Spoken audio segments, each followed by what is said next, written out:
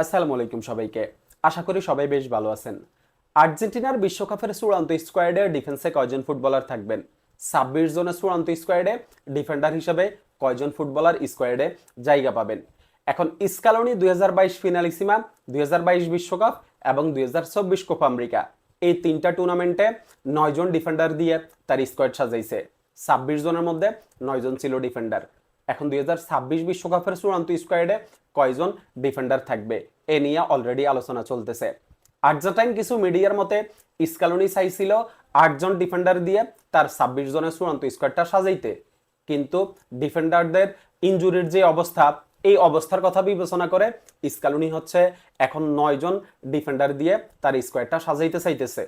ডিফেন্ডারদের ইনজুরির মধ্যে আপনার হচ্ছে মার্কোস অ্যাকুনা আছে, গঞ্জালো মন্টিয়েল আছে, নাহুয়েল মলিনা আছে, এরপর হচ্ছে ক্রিস্টিয়ান রোমেরো আছে, এরপরে লিসান্দ্রো মার্টিনেজও ইনজুরির কারণে এই সিজনে খুব বেশি একটা ম্যাচ খেলতে পারে নাই। বালেট দিও বেশ কিছুদিন ইনজুরিতে ছিল। সবকিছু মিলিয়ে স্কালোনি এখন সিদ্ধান্ত নিছে যে 9 জন ডিফেন্ডার দিয়ে তার হচ্ছে 26 জনের স্কোয়াডটা সাজাবে। এখন এই 9 জন ডিফেন্ডারদের মধ্যে আসলে কারা জায়গা পাইতে পারে এটা নিয়ে চলেন একটু আলোচনা করি। 9 জন ডিফেন্ডারের মধ্যে 4 জন ফুলব্যাক থাকবে, রাইট ব্যাক 2 জন, লেফট ব্যাক 2 জন। গুঞ্জন যা শোনা যাইতেছে রাইট ব্যাকে নাহুয়েল মলিনা থাকবে, তার ব্যাকআপ হিসাবে থাকবে গঞ্জালো মন্টিয়েল। আর লেফট ব্যাকে আপনার নিকোলাস ট্যাগলিফিকো থাকবে, তার ব্যাকআপ হিসাবে মার্কোস অ্যাকুনার থাকার সম্ভাবনাই বেশি। নাহুয়েল মলিনা এবং নিকোলাস ট্যাগলিফিকোর ব্যাকআপ হিসাবে কে থাকবে এটা এখনো 100% শিওর দিয়া আসলে কেউ বলতে পারতেছে না, একমাত্র স্কালোনির কোচিং প্যানেলে যারা আছে তারা ছাড়া। এখন এই তো গেল হচ্ছে 4 জন, রাইট ব্যাক 2 জন, লেফট ব্যাক 2 জন, আর 5 জন হচ্ছে সেন্টার ব্যাক থাকবে। এই 5 জন সেন্টার ব্যাকের মধ্যে আপনি হচ্ছে নিকোলাস ওতামেন্দি, এরপরে হচ্ছে ক্রিস্টিয়ান রোমেরো, এরপর হচ্ছে লিসান্দ্রো মার্টিনেজ, এই 3 জন 100% কনফার্ম।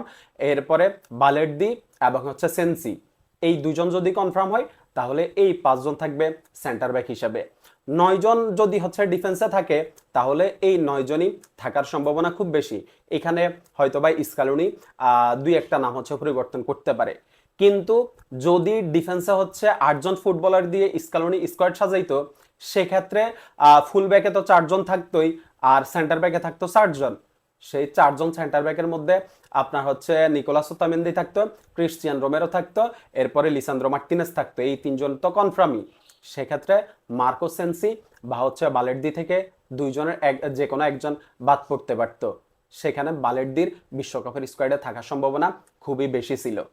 এখনো যদি স্কালোনি হচ্ছে আপনার এই যে ডিফেন্সে 8 জন ফুটবলার রাখে তাহলে আমার কাছে মনে হয় যে বর্নমাউথের হয়ে দুর্দান্ত একটা সিজন কাটানো মার্কো সেন্সি স্কোয়াড থেকে বাদ পড়তে পারে।